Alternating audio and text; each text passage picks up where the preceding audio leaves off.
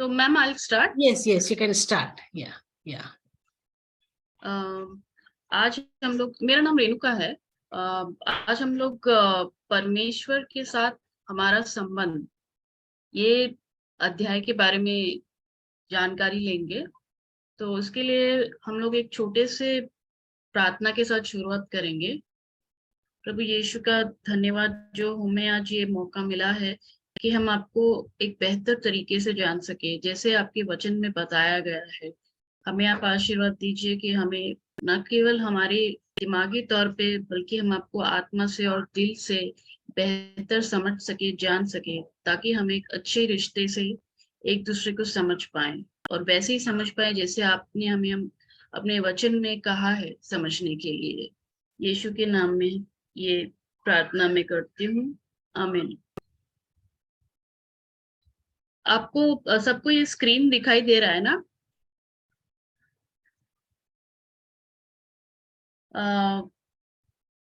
प्रथम स्तर का चौथा अध्याय, परमेश्वर के साथ संबंध। इसके लेखक है एंड्रू वॉमेक।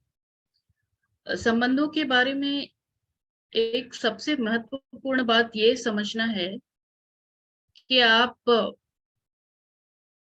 किसके साथ संबंध रख रहे हैं। I can read from the screen only, just a minute.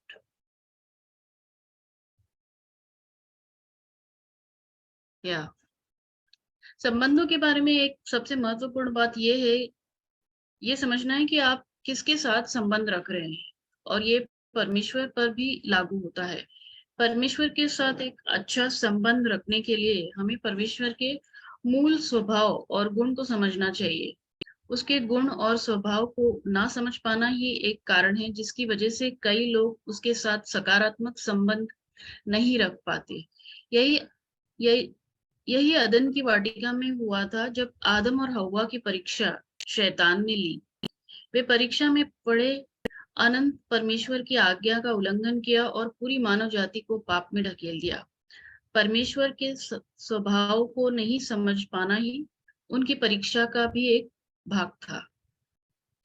पहले पैराग्राफ में ये बताया गया है कि जब हमारी उत्पत्ति हुई, जब ईश्वर के द्वारा हम बनाए गए, तो कैसे हुआ था? हमारा संबंध स्थापित नहीं हो पाया था, क्योंकि अदन के वाटिका में जब सर्प ने हमें, आदम और हव्वा को, उसने शैतान ने उसकी परीक्षा ली थी, तो वो अनंत परमेश्वर की आज्ञा का उल्लंघन किया उन्होंने। और क्योंकि वो आदम और हव्वा सबसे पहले इंसान थे, तो जो उनकी गलती थी वो पूरी मानव जाति को पाप में ले गई, जिसकी वजह से हमारा संबंध परमेश्वर के साथ उस तरह स्थापित नहीं हो पाया था जैसे वे रखना चाहते थे। किसी भी इंसान को, या सॉरी, किसी भी रिश्ते को जोड़ने के लिए एक संबंध होना बहुत जरूरी है, और सही तरीके से संबंध होना जरूरी है। आगे देखते हैं हम लोग। उत्पत्ति 3:1-5 में प्रिय है कि यहोवा परमेश्वर ने जितने बनेल पशु बनाए थे, उन सब में सर्प धूर्त था, और उसने स्त्री से कहा, क्या सच है कि परमेश्वर ने कहा है कि तुम इस वाटिका के किसी वृक्ष का फल न खाना? स्त्री ने सर्प से कहा कि इस वाटिका के वृक्षों के फल हम खा सकते हैं, पर जो वृक्ष वाटिका के बीच में है, उसके फल के विषय में परमेश्वर ने कहा है कि ना तो तुम उसको खाना और ना उसको छूना, नहीं तो मर जाओगे।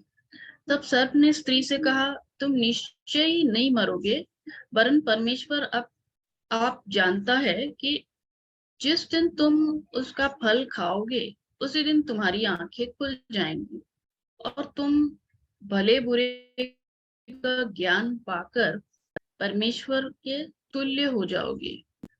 यहाँ पे हमें ये दिखाई पड़ता है कि किस तरह वो जो धूर्त सर्प है, वो किस तरह उनको फंसाता है, आदम और हव्वा को। उनके मन में एक शक पैदा करता है कि खासकर हव्वा के मन का है, उसको फिर वो बोलता है, फंसाता है कि नहीं, ऐसा नहीं है। उसे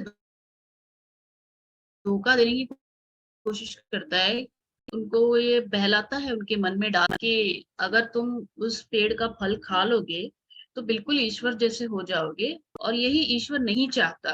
तो इस तरह से वो आदम सर्प जो है हवा के मन में एक डाउट पैदा करता है कि ईश्वर वाकई तुम्हारा अच्छा नहीं चाहता। आगे हम लोग देखते हैं, यहाँ पर शैतान के द्वारा ओछा कथन है कि परमेश्वर एक अच्छा परमेश्वर नहीं है, कि वो आदम और हवा से कुछ छुपाना चाहता है। वो नहीं चाहता कि अपनी पूर्ण क्षमता पर पहुंच सके। वो नहीं चाहता कि वो मेरे जैसे ही जाएं, जैसे हो जाएं। इसी वजह से उसने भले और बुरे का ज्ञान के फल को न खाने का नियम बनाया है। वो उनको रोक सके या चोट पहुंचा सके। एक सृष्टि से शैतान ने परमेश्वर के स्वभाव और गुण के बारे में गलत कहा। जब उसने उसे कहते हुए भड़काया कि परमेश्वर उनके लिए सर्वश्रेष्ठ नहीं है, आज लोगों से ठीक इसी प्रकार हो रहा है। शैतान उनसे कहता है कि यदि आप परमेश्वर का अनुसरण करेंगे और उन सब चीजों का प्रयोग नहीं करेंगे जो कि उसके वचन के विरोध में है, तो आप सच्ची खुशी हासिल करते हैं, जैसी नशीली दवाएं, शराब, सेक्स, विद्रोह, स्वयं संतुष्टि या भोग करना, नौकरी में सफलता और कई अन्य प्रकार के अनुभव प्राप्त करते हैं। जब तक वो ये जान पाते हैं प्रयोग उन्हें निर्धारित संतुष्टि नहीं दे पाते हैं, तब तक वे अपना जीवन, परिवार और स्वास्थ्य बर्बाद कर चुके होते हैं। इस पैराग्राफ में हमें ये पता चलता है कि ये तो पूरी मानव जाति की यही कहानी है। कैसे हमारा जन्म होता है, फिर कैसे हम सांसारिक जीवन में जीने लगते हैं, बगैर ये जाने कि ईश्वर ने हमें किस तरह बनाया है, किस लिए बनाया है। ईश्वर ने हमें बिल्कुल उसके अनुरूप बनाया है ताकि उसका और हमारा एक संबंध हो सके। लेकिन ये जानने और समझने के लिए हमें ईश्वर का वचन पढ़ना चाहिए, उसे समझना चाहिए। पवित्र आत्मा जिस तरह हमको समझाएंगे उस तरह समझना चाहिए, ना कि हमें जो रिलीजन सिखाए या फिर कई गुरु आजकल जो सिखाते हैं, या बहुत सारी ज्ञान इस दुनिया में पड़ा हुआ है, लेकिन सत्य केवल वचन में दिया गया है, जो कि हमें प्रभु से और परमेश्वर से एक रिश्ता बनाने के लिए सही रास्ता दिखा पाता है। क्योंकि हमारा जो मूल, जो उसका फाउंडेशन है, वो उसी पर टिका हुआ है कि हमारा और परमेश्वर का रिश्ता कितना मजबूत है और कितने सत्य पर आधारित है। यदि वो सत्य पर आधारित होगा तो ही हमारा रिश्ता सही मायने में वैसा होगा जैसे परम पिता ने हमें जब बनाया था तब वो चाहते थे। हम इसे डिटेल में देखते हैं कि ये यहाँ पर शैतान के द्वारा ओछा कथन किया गया है, यानी वो हर लिहाज से हमें बस हराना चाहता था, ईश्वर को हराना चाहता था, क्योंकि वो चाहता था इस दुनिया का, इस संसार का ईश्वर बने, ना कि परमपिता। तो इसके लिए वो बहुत सारी चालें चलता है, बहुत सारे पैंतरे अपनाता है, किस तरह वो आदम और हव्वा को भटकाता है। यहाँ पे इस पैराग्राफ में दिया गया है। वो कहता है कि परमेश्वर एक अच्छा परमेश्वर नहीं है, यह उन्हें धोखा देने की कोशिश कर रहा है। वो आदम और हव्वा से कुछ छुपाना चाहता है। दोबारा वो उनके मन में एक डाउट पैदा करने की कोशिश कर रहा है कि वो नहीं चाहता कि अपनी पूर्ण क्षमता पर हम पहुंच सके। वो नहीं चाहता कि वो मेरे जैसे ही हो जाए, मेरे जैसे यानी वो हम ईश्वर की तरह हो जाए। इसी वजह से उसने भले और बुरे के ज्ञान के फल को न खाने का नियम बनाया है। भगवान ने उनसे कहा था, आदम और हव्वा ने, ईश्वर ने कहा था कि जो पेड़ बीचों बीच है ज्ञान का, उसे मत खाना और उसे मत छूना। तब वो कहता है, सर्प उसे कहता है हव्वा से कि ऐसा क्यों कहा था उसने, ईश्वर ने? क्योंकि एक दृष्टि से शैतान ने परमेश्वर के स्वभाव और गुण के बारे में गलत कहा है। जब उसने ये कहते हुए ने भड़काता है, उनके मन में एक डाउट पैदा करता है कि परमेश्वर उनके लिए सर्वश्रेष्ठ नहीं चाहता, यानी उन्हें भूल भटका रहा है वो कि देखो भगवान जो है ये तुम्हारा अच्छा नहीं चाहता, वो तुम्हारा सर्वश्रेष्ठ नहीं चाहता। किसी भी इंसान को अगर आपको उसे दिशा भूल करनी है तो उसके मन में एक डाउट डाल दो, तो निश्चय ही वो अपना रास्ता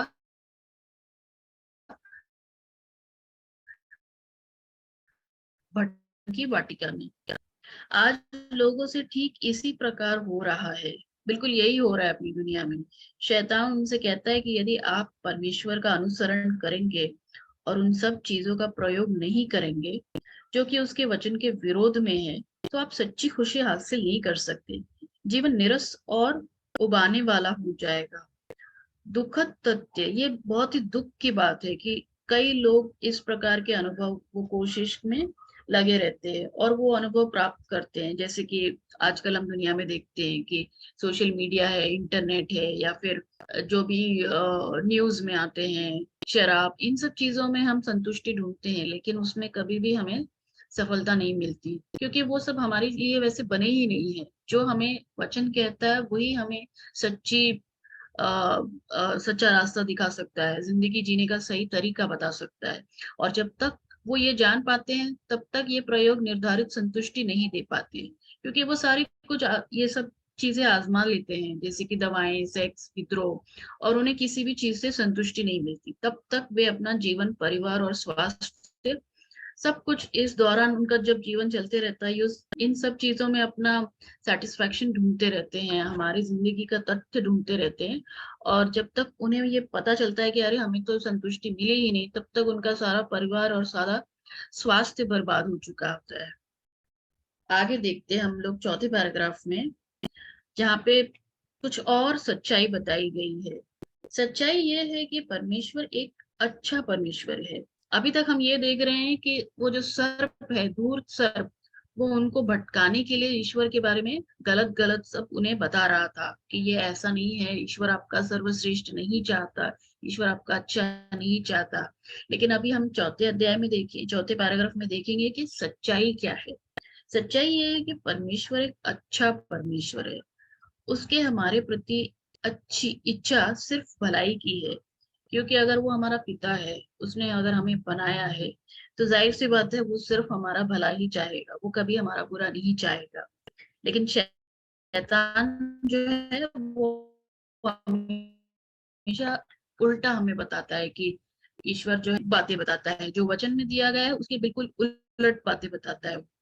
पर शैतान आज भी उन्हीं प्रलोभनों का हम पर इस्तेमाल करता है, जैसे जैसा उसने अदन की वाटिका में आदम और हव्वा के लिए इस्तेमाल किया था।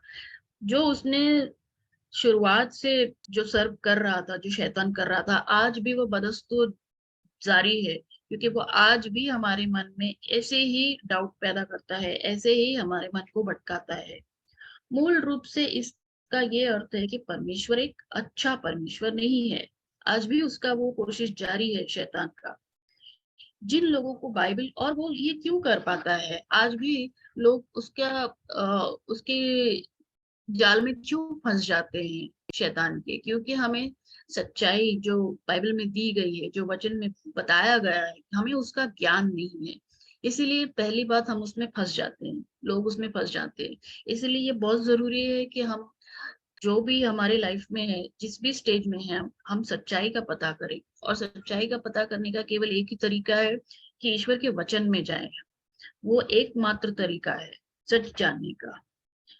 जिन लोगों को बाइबल की बहुत कम समझ है, उन्हें ये लगेगा कि पवित्र वचन में कई ऐसे उदाहरण हैं जिसमें उसने अपने लोगों के साथ कठोर व्यवहार किया है। खासकर हम पुराने वाचा में अगर देखेंगे तो हमें प्रतीत होता है कि ईश्वर तो बहुत कठोर है और फिर बिल्कुल उसको दया नहीं आती है, इस तरह हमें प्रतीत होगा, किंतु वो सत्य नहीं है।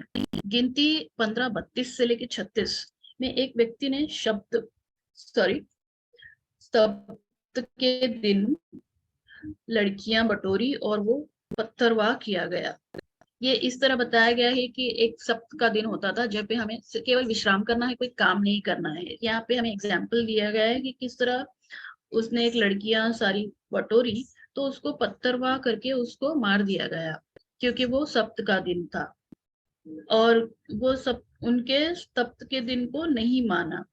ये बड़ा क्रूर लगता है, पर इस सजा के पीछे एक बड़ा उद्देश्य था। यद्यपि ये पवित्र शास्त्र को साधारण रीति से पढ़ने पर किसी व्यक्ति को समझ में नहीं आता, अगर हम पहली बार बाइबल के पढ़ाई कर रहे हैं या फिर उसे जानने समझने की कोशिश कर रहे हैं, तो किसी भी व्यक्ति को लगेगा ये तो ईश्वर बड़ा ही क्रूर है, ऐसे कैसे कर सकता है, किसी को वो पत्थर मार के क्यों मरवा रहा है, सप्त का दिन है तो क्या हुआ। लेकिन उसके पीछे जो है एक बड़ा उद्देश्य होता है। यदि हम उसको अच्छे से पढ़ें, पवित्र आत्मा को बोलें कि हमें ये समझाइए पवित्र आत्मा की इसमें क्या लिखा हुआ है, इसका अर्थ क्या है, तभी हम उसे समझ पाएंगे। ये बड़ा क्रूर लगता है, पर इस सजा के पीछे एक बड़ा उद्देश्य था। यद्यपि ये पवित्र शास्त्र को साधारण रीति से पढ़ने पर किसी व्यक्ति को समझ में नहीं आता, लेकिन अगर हम ध्यान पूर्वक पढ़ने से ये स्पष्ट होता है कि पुराने नियम की व्यवस्था हमने जो पाप किया है, जो आध्यात्मिक पापमय बनाने के लिए था, जैसा कि पौलुस रोमियो के नाम 7:13 में कहता है कि इसका उद्देश्य ये था। अब ये बताया गया है आगे कि क्यों ऐसा नियम था, जो कि हम बाइबल के पौलुस रोमियो के नाम 7:13 वचन 7:13 में ये देखते हैं। इसका उद्देश्य ये था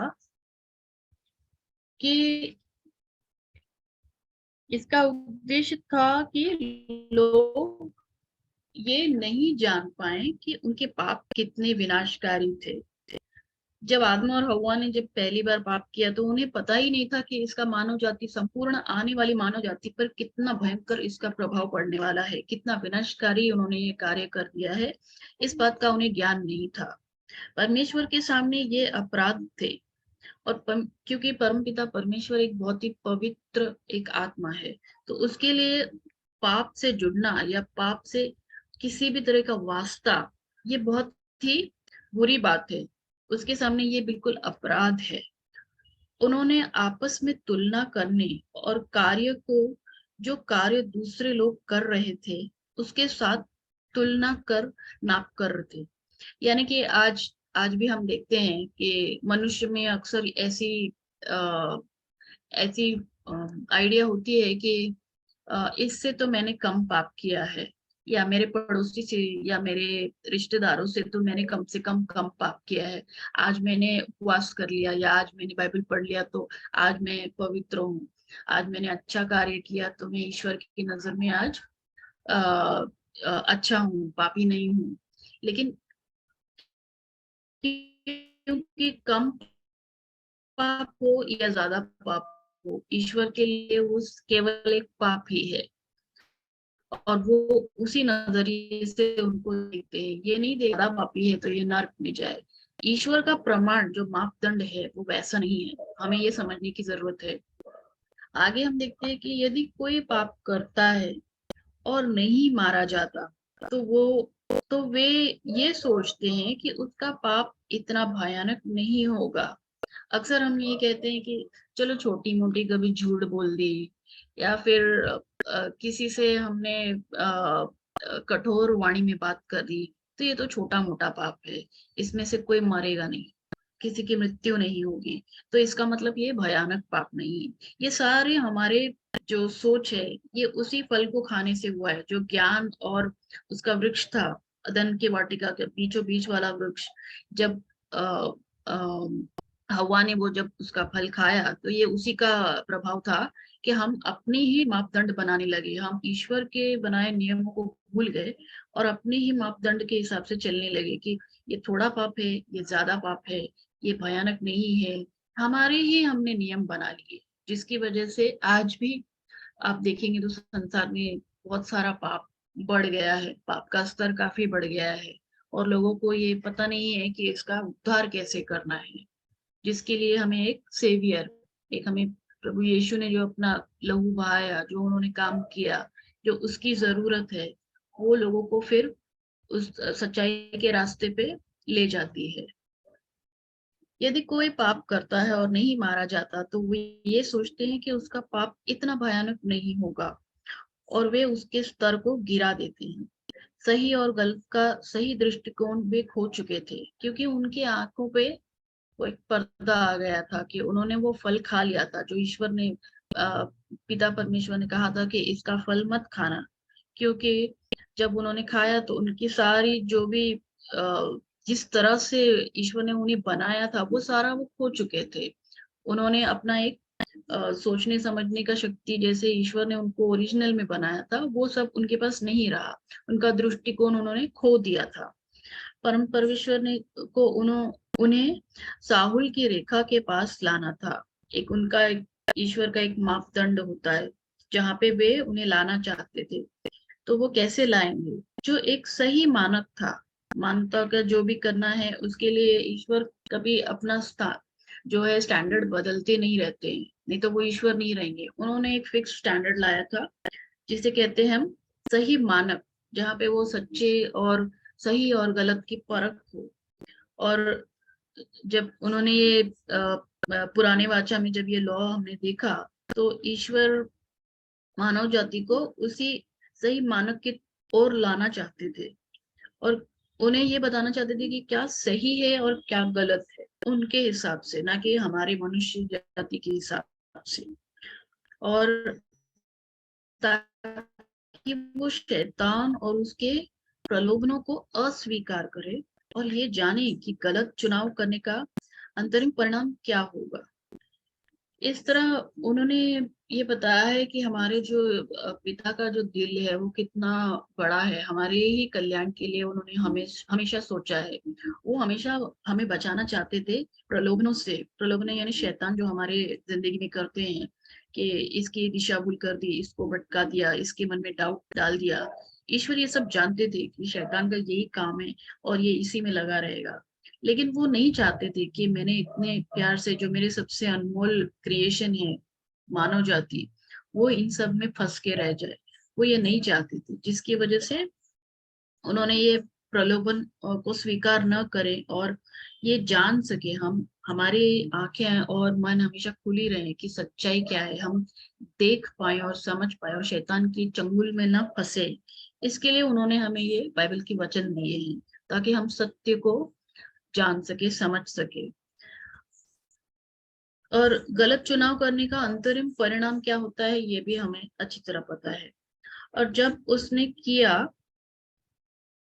तब उसे उस नियम को लागू करना था जो उसने दिया है। अब क्योंकि अगर मैं एक इंसान आई मीन अगर ईश्वर जो है वो एक राजा है, राज्य उनका एक राज्य है और राज्य में कई नियम होते हैं, कुछ आध्यात्मिक होते हैं, कुछ लीगल होते हैं। उसी तरह हमारी दुनिया में जब ईश्वर ने बनाया हमारी दुनिया तो उसमें उन्होंने कई नियम रखे थे और किसी भी नियम का उल्लंघन नहीं होना चाहिए, नहीं तो फिर वो राज्य सही तरीके से उसका फाउंडेशन चलेगा नहीं। तो उसी तरह हमारी दुनिया में ईश्वर ने जब बनाया तो उसके भी कई नियम हैं जो हमें समझने पड़ेंगे, जो हमें जानने पड़ेंगे और मानने भी पड़ेंगे। नहीं तो हमें बार बार शैतान जो है इसी तरह हमारी दिशा भूल करेगा और फंसाएगा हमारे चंगुल में। हमारी जिंदगी में ये वो कहीं ना कहीं किसी न किसी तरीके से आने की कोशिश करेगा और हमें फिर भटकाएगा। यही उसका काम होता है पहले दिन शुरुआत से लेके आज तक। अगले हम पैराग्राफ की ओर देखते हैं। परमेश्वर ने हमें पुराने नियम की आज्ञाओं को ये कहने के उद्देश्य से नहीं दिया था कि जब तक आप ये सब ना करें तब तक मैं आपको स्वीकार नहीं करूंगा और ना ही आपको प्रेम करूंगा। अब जब हम पहले पुराने वाचा में देखते हैं तो हम ये पाते हैं कि कई सारे नियम थे। तो ये तो बड़ा कठोर ईश्वर है, पता नहीं ये कैसा इसका मन है, इतने सारे नियमों का पालन हम कैसे करेंगे। अक्सर हमें तो यही लगेगा किसी भी जो भी जिसका भी कोई संबंध नहीं है ईश्वर के साथ, उसका पहला इमेज यही होगा ईश्वर का कि ये तो बड़ा ही कठोर है, इतने सारे नियम इंसान भला कैसे पाल सकेगा। लेकिन यहाँ पे हमें क्लियरली दिखता है कि परमेश्वर ने हमें पुराने नियम की आज्ञाओं को ये कहने के उद्देश्य से नहीं दिया है कि जब तक आप ये सब नहीं मानोगे तब तक मैं आपको स्वीकार नहीं करूंगा। ऐसा परमेश्वर के मन में नहीं था। यहाँ पे हमें साफ साफ दिखता है ये न तो उसका स्वभाव है और ना ही उसका गुण है। ईश्वर का स्वभाव बहुत ही, वो हमें प्यार करते हैं, वो दयालु है। तो वो हमें कठोरता से व्यवहार नहीं करते कभी भी। तो यहाँ पे हमें उसका पता चलता है कि ये धारणा बिल्कुल उसके स्वभाव और उसके गुण के विपरीत है। ऐसा नहीं है ईश्वर। इसके बजाय उसने हमें ये इसलिए दिया कि वो हमारी सही और गलत दृष्टि की दृढ़ता से पुष्टि करे और इस तथ्य की ओर हमारा ध्यान आकर्षित करे कि हमें एक उद्धारकर्ता की आवश्यकता है। ईश्वर ने हमें जितने भी पुराने वाचा में नियम दिए थे, 613 नियम थे उसमें कि आपने ये ना आप चोरी करेंगे, ना आप पड़ोसी से लड़ेंगे, ना आप किसी का खून करेंगे, इस तरह से उसमें कई नियम दिए थे। तो जो भी उसने नियम दिए थे उसकी वजह यही थी कि हम इंसान जान सके कि ये हमारी बस की बात नहीं है कि हम सारे नियमों का पालन करें, दृढ़ता से पुष्टि करें या फिर इन तथ्यों को हमारे ध्यान इनकी जो है इन सब नियमों का पालन कर सके। और ये इसी बात को ईश्वर हमें बताना चाहते थे कि ये आपके बस की बात नहीं है। मेरे लिए आपके लिए एक उद्धार करता जिससे कि प्रभु ने यीशु के रूप में धरती पे लाया। तो आपको उसकी एक जरूरत है क्योंकि आप जो है जो मिट्टी से बने हो तो आपके लिए इन नियमों का पालन करना संभव ही नहीं है और इस तरह से आपका और मेरा संबंध बन ही नहीं पाएगा। ईश्वर ने जब हमें बनाया था तो उनकी यही इच्छा थी कि हमेशा हमारा और उनका एक संबंध रहे और जो जैसे पिता और बच्चे का होता है उसी तरह का संबंध वो चाहते थे हमसे। लेकिन वो क्योंकि आदम और हव्वा ने गलती की तो वो उस वक्त बन नहीं पाया। और जब ये पुराने वाचा में जब हमने ये इतने सारे नियम देखे तो वो और भी मुश्किल लगने लगा। तो इसी वजह से उसका उसका मूल सिद्धांत, उसका मूल उद्देश्य यही था कि मानव जाति को समझ में आए कि भाई हमें एक उद्धारकर्ता की आवश्यकता है, वरना हम हमारा ये जो है कंडीशन ये कभी चेंज नहीं होगा, ये कभी बदल नहीं पाएगा। और ये वो केवल उद्धार जो है यीशु के रूप में ही हो सकता था इस धरती पे। आगे हम देखते हैं कि समस्या ये थी कि लोगों का ये मानना था कि परमेश्वर उनसे प्रेम करने के पहले उनसे परिशुद्धता की मांग कर रहा था। ऐसे हमारा मानना था, परंतु वो सच नहीं था, जिसकी वजह से अधिकांश लोग ने ये दृष्टिकोण अपना लिया था कि उनके प्रति प्रेम सीधा उनके प्रदर्शन के अनुपात में है। यानी ईश्वर मुझे उतना ही प्यार करता है जितने मैं उसके लिए कठोर परीक्षा करूं या उपवास करूं या मैं खुद को तकलीफ दूं, जितना मैं खुद का प्रदर्शन कर सकूं, मेरा परफॉर्मेंस का प्रदर्शन मैंने ईश्वर के लिए 1 2 3 4 ये सब चीजें की है। ऐसी हमारी मान्यता थी। लेकिन ईश्वर का वैसा कोई प्लान नहीं था। वे ये मानने लगे थे कि जब तक वे सब कामों को ठीक ठीक रीति से करने की कोशिश नहीं करते तब तक वे परमेश्वर द्वारा स्वीकार नहीं होंगे। मानव जाति को लगने लगा कि यदि हम सारे नियमों का बिल्कुल उसी तरह ठीक ठीक पालन करेंगे तभी हम ईश्वर के साथ अपना एक संबंध स्थापित कर पाएंगे, तभी हम उनके साथ रिश्ता बना पाएंगे।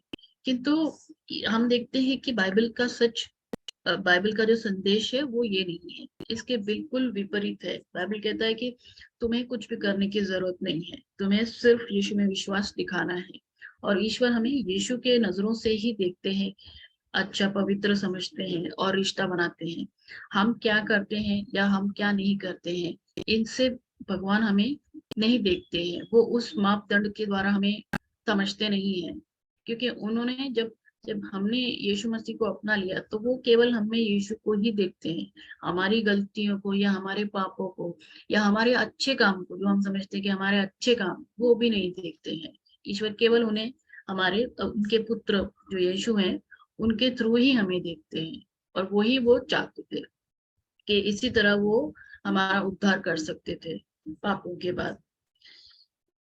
आखिरी पैराग्राफ में हम देखते हैं कि परमेश्वर की इच्छा मनुष्य जाति को अपने आप से मेल कराने की है। यानी जो भी हमारे उस वक्त के जो उनकी गलती की वजह से जो सर्प ने उन्हें समझाया, फिर हमारा जो है संबंध एक टूट गया था। तो वो मेल कैसे होगा? मेल कराने की ही परमेश्वर की इच्छा थी। वो हमेशा से चाहते थे कि मेरा और मनुष्य का हमेशा एक मेल का संबंध बना रहे। और वो टूटने के बाद उन्होंने एक उद्धारकर्ता कैसे धरती पे लाया ताकि वो जो मेल दोबारा स्थापित हो सके। उसके बारे में कहा गया है कि ना कि उनका न्याय करने की है, ना ही उनके पापों की वजह से उन पर दोष लगाने की है, ना ही उनके पापों को थामे रहने की है। तो वो हिसाब किताब नहीं करते हैं कि इतना पाप इनका हुआ है या फिर इतना अब मैं इनको इसके इसके बाद में इनको सजा दूंगा, ऐसा कुछ नहीं है।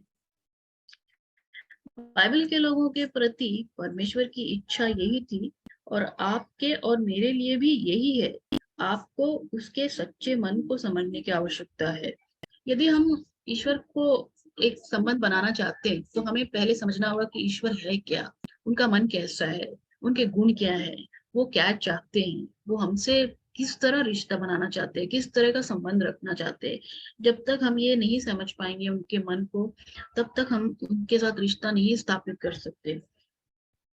आपको उसके सच्चे मन को समझने की आवश्यकता है कि परमेश्वर प्रेम है।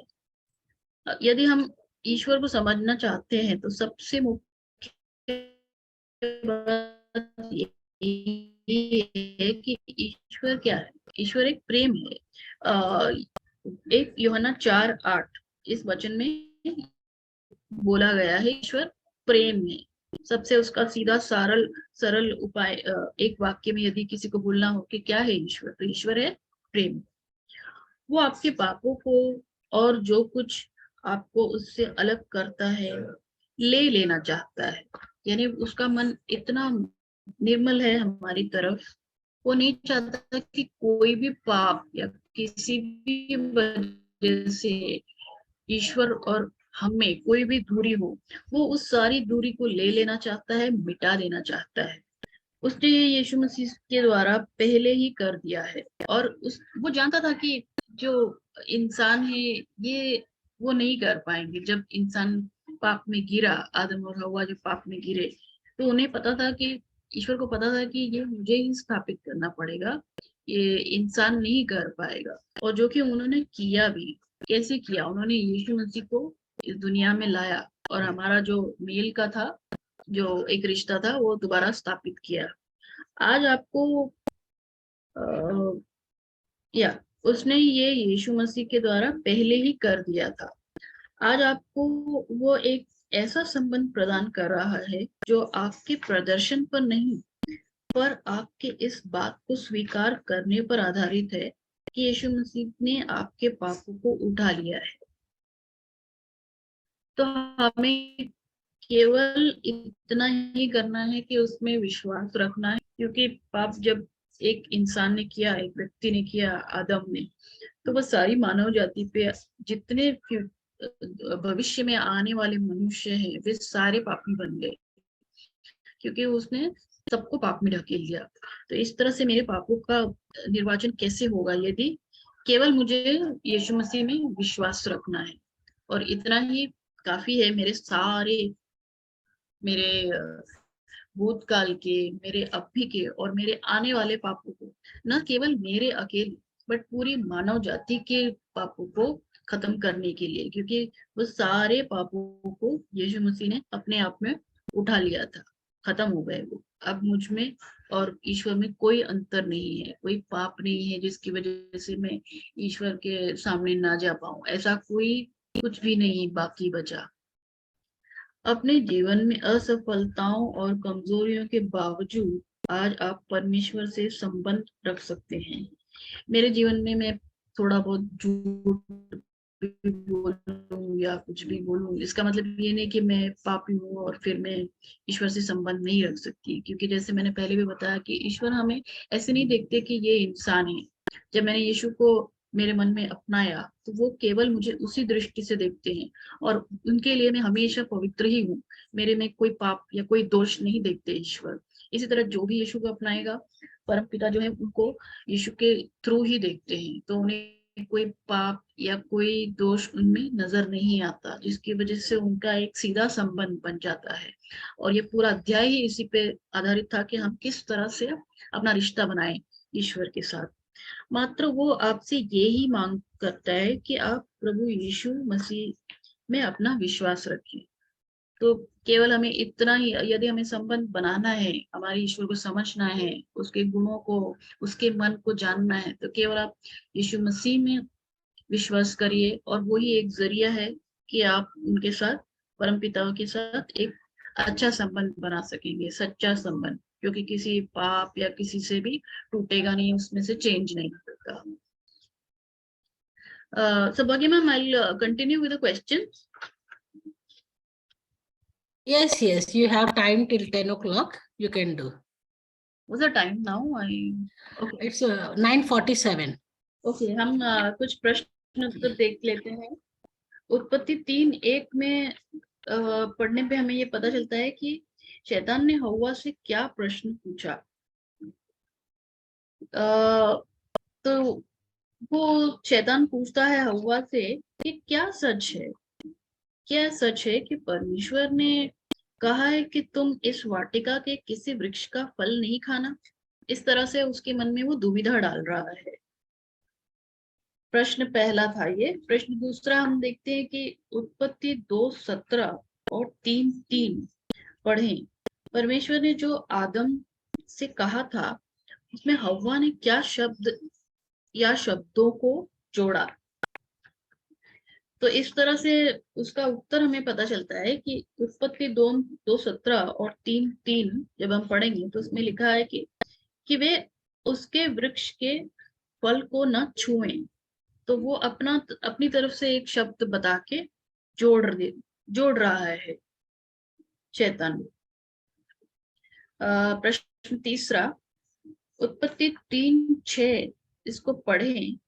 और एक बार जब शैतान ने हव्वा के मन में परमेश्वर के वचन के प्रति शक उत्पन्न किया, तब उनसे इस पद में क्या किया। और उसका जवाब है कि उसने उस फल को लिया और खाया, उन्होंने खा लिया। ठीक है। प्रश्न चौथा, उत्पत्ति 3:9 से 10 पढ़ें। जब आदम और हव्वा ने पाप किया, तब क्या परमेश्वर भी उनके साथ बातचीत करता रहा और उनके साथ संबंध बनाए रखा। इसके जवाब है हाँ, क्योंकि ईश्वर ने कभी भी अपना संबंध उन्होंने जब पाप किया तभी भी नहीं तोड़ा था। उन्होंने अपना संबंध बनाए रखा था बदस्तूर, क्योंकि पाप का जो है उद्धार ईश्वर के द्वारा ही हो सकता था, ये जानते थे ईश्वर, इसलिए उन्होंने अपना संबंध तोड़ा नहीं था, जारी रखा था। उत्पत्ति 3:22 से 24 पढ़ें। परमेश्वर ने आदम और हव्वा को वाटिका से क्यों निकाला। अब इसमें भी कई बार गलतफहमी हो जाती है कि ईश्वर कठोर थे, इसके लिए उन्होंने आदम और हव्वा को निकाल दिया, लेकिन सत्य वो नहीं है। सत्य ये है कि उन्होंने क्यों निकाला वाटिका से, ताकि वो जीवन के वृक्ष का फल खाकर पाप की दशा में सदा के लिए जीवित न रहे, वरना मानव जाति का कभी कल्याण हो ही नहीं पाता। इसके लिए उन्होंने आदम और हव्वा को अदन की वाटिका से निकाल दिया। प्रश्न छठा, क्या आप देख सकते हैं कि सजा के बजाय ये परमेश्वर की दया का कार्य था। क्या हमें ऐसा लगता है, क्या हमें ऐसा महसूस होता है। हाँ, हमें ऐसा महसूस होता है कि जब इंसान ने जब पाप किया, तभी भी वो हमारा अच्छा ही सोच रहा था। ईश्वर तभी भी हमारा भला ही सोच रहा था। वो ये देख रहा था और उसके रास्ते ढूंढ रहा था कि मैं इन्हें पाप से निकाल के दोबारा मेरा संबंध इनके साथ कैसे स्थापित करूं। तो उसके रास्ते तलाश रहा था। तो हाँ, उन्होंने तभी भी हमें दया ही दिखाई थी। उनका मन और उनका जो गुण है वो यही है कि वो दया से भरे हुए, प्रेम से भरे हुए हैं हमारे लिए। रोमियो 5:17 पढ़े। हम परमेश्वर के अनुग्रह की बहुतायत और धार्मिकता का वरदान कैसे प्राप्त कर सकते हैं। तो इसका जवाब है, उसे प्राप्त करने के द्वारा उसे हमें ईश्वर को ही प्राप्त करना होगा, तभी हम उसके अनुग्रह और की बहुतायत और धार्मिकता का वरदान को भी प्राप्त कर सकते हैं। प्रश्न 6 रोमियो 6:23 पढ़ें। यदि हम पाप करते हैं तो हम वास्तव में क्या पाने के योग्य हैं? किसी भी पाप की जो है उसके हमें जब मिलती है, वेतन मिलता है, तो उसका दंड होता है मृत्यु। तो हम अगर पाप करेंगे तो हम मृत्यु पाने के योग्य हैं। प्रश्न 9 इसके बजाय परमेश्वर अपने अनुग्रह से क्या देता है? मृत्यु और दंड की जगह हमें क्या मिलता है? हमें मिलता है, इसका उत्तर है यीशु मसीह में अनंत जीवन। दंड की बजाय अगर हम यीशु में विश्वास करते हैं तो हमें अनंत जीवन मिलता है। कितनी खूबसूरत बात है ये कि हमारे पाप या पापी होने के बावजूद, क्योंकि वो हमारा परम पिता है, वो हमें फिर भी एक अनंत जीवन ही देना चाहता है, और इसके लिए हमें कुछ नहीं करना, केवल हमें यीशु में विश्वास रखना है, इतनी ही वो चाहता है। इसके बजाय परमेश्वर अपने अनुग्रह से क्या देता है? यीशु मसीह में अनंत जीवन। ठीक है। प्रश्न 10वां रोमियो 10:3 पढ़ें। यदि हम परमेश्वर के सम्मुख अपनी स्वयं की धार्मिकता को स्थापित करने की कोशिश करेंगे तो हम क्या करने में असफल होंगे? इसका उत्तर है हमारी धार्मिकता के रूप में यीशु मसीह के प्रति समर्पण करें। यानी हमें केवल यीशु में समर्पण करना है। प्रश्न 11वां 1 यूहन्ना 1:9 और रोमियो 4:3 पढ़ें। परमेश्वर उसके विरुद्ध हमारे सब पापों और अपराधों के साथ क्या करने की प्रतिज्ञा करता है यदि हम विश्वास नहीं करेंगे? तो उसका उत्तर है उन्हें हटा देगा, उन्हें भूल जाएगा और उन्हें क्षमा करेगा। यही ईश्वर का सच्चा हृदय होता है, सच्चा मन होता है कि वो उन्हें हटा देगा, उन्हें भूल जाएगा और उन्हें क्षमा कर देगा। और प्रश्न 12वां आखिरी प्रश्न है, ये आपको परमेश्वर के गुण के बारे में क्या बताता है यूहन्ना? तो इन सब से हमें ये पता चलता है कि वो दयालु है और प्रेमी है, मतलब कि ईश्वर जो है वो पूर्णतया प्रेम है। तो इसीलिए हमें ये पता चलता है कि वो दयालु है और प्रेमी है। हमेशा से वो प्रेम और दया का ही एक प्रतीक है, जिसकी वजह से हमारे पापों के इतने सारे हमसे गलतियां होती हैं, पाप होते हैं, उसके बावजूद वो हमें संबंध रखना चाहता है और हमसे दूर नहीं होना चाहता है। हमारे पापों को वो माफ कर देता है, भूल जाता है। इसी के साथ हमारा ये अध्याय समाप्त होता है। मुझे तो ये आपके साथ शेयर करने में, हालांकि मैंने ये पहली बार किया, लेकिन मुझे बहुत अच्छा लगा और पवित्र आत्मा की मदद से ही मैं ये कर पाई हूँ। और आप सब आए, इसके लिए आपका कीमती टाइम निकाल के आपने भी ये बाइबल के वचन को, सत्य को समझने की कोशिश की। इसके लिए मेरे ईश्वर से यही प्रार्थना है कि आपको उनका और भी साथ मिले, पवित्र आत्मा आपको सच्चाई के रास्ते में लेके जाए और सच्चाई से आपका सामना कराए। और जो भी हम झूठ इस दुनिया में देख रहे हैं या फिर गलत सीख है, उनसे हम दूर ही रहें, क्योंकि हमें अनंत जीवन यीशु मसीह में ही मिलता है और यीशु मसीह में ही जीना है। धन्यवाद। Ma'am, Yeah, thank it's you. done. Thank you. Thank you. Thank you, Renuka. Thank you. Right. Yeah. Yes.